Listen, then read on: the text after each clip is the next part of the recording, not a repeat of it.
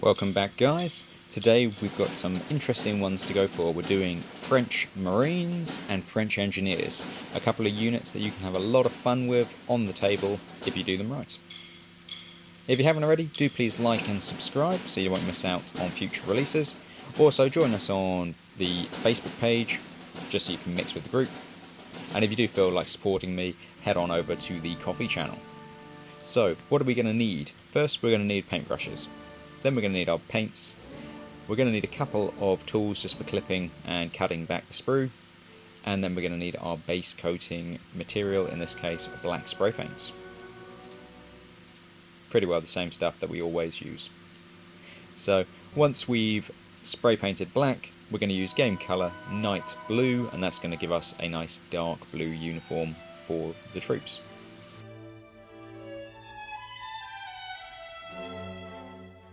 I'll be honest, I do really like the uniforms. I love the dark blue with the sort of gold and red, it just looks great. Next up, we're going to use leather brown from game colour for muskets, packs and things of that nature. So just a little bit about the Marines themselves.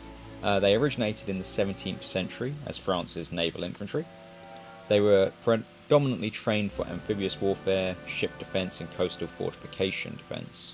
But under Napoleon, they were part of the French Navy, but often fought alongside the army, reinforcing garrisons and also fighting pitched battles.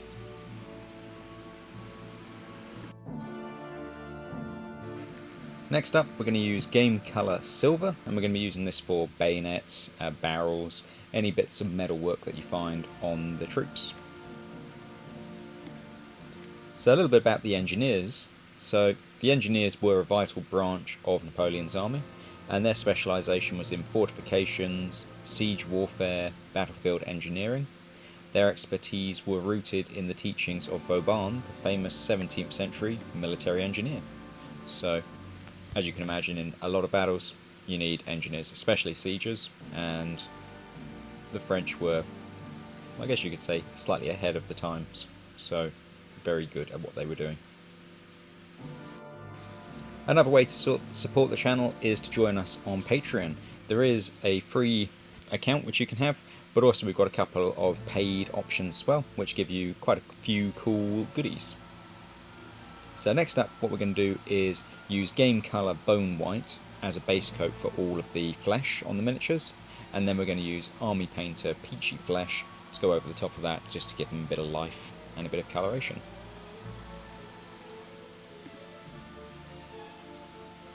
So with the engineers, one of their big achievements, I guess you could say, was during the retreat from the Russian campaign. They were used to construct the vital river crossings that allowed the army to escape over the Berezina River, saving thousands of troops who otherwise would have been annihilated. And should they have been annihilated, potentially would have meant that the 1813 campaign may not have got ahead, or been able to go ahead. So now we're using game colour black, and we're using that for boots, ammunition pouches, any areas on the shakos that need touching up, or the plume for the engineers.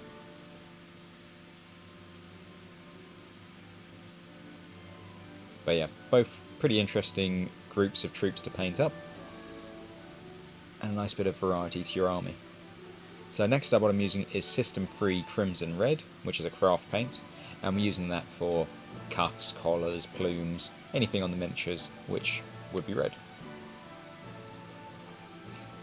I've enjoyed using some of these miniatures. As you can see, I'm only doing one strip of each because I figured that the engineers and the Marines weren't in battles for the most part as a large body of men, so I've reduced the base size down. I've cut each of these sprues in half, and then I end up with smaller units.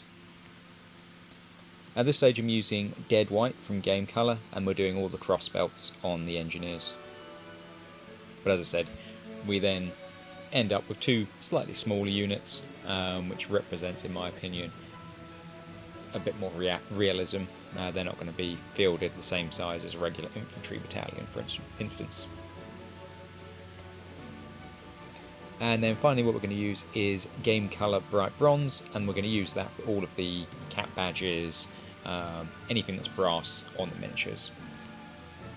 I always like this stage because once I get this on, they really do feel like they're coming alive. So yeah, probably one of my favourite areas. Also on the Marines themselves, some of the strapping around the shakos was brass or gold, yellow, depending on the images that you're looking at. But as with all these sort of fiddly detail bits, just take your time. So apart from the peachy flesh, what I tend to do is make my own washes up, and so I've got a video on the channel if you want to go and check that out. But at this stage we're now ready to apply some flock, some clump foliage, some tufts of grass, whatever you really feel like to put on the bases, put them together, and it really just brings the figures alive.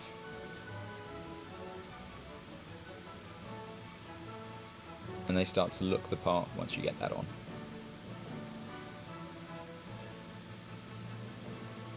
And, you know, I think they actually came out pretty nicely. I went back in and highlighted again using the original colours. So yeah, I like them. I think maybe the engineers could have been a little bit darker, but overall, I'm happy. What do you guys think? So leave a comment down below if there's anything else you want to see me paint. I'm open to all suggestions. And once again, if you do want to support the channel, everything that you support with goes back into the channel. Head on over to the coffee channel and you can always pick up a set of the rules.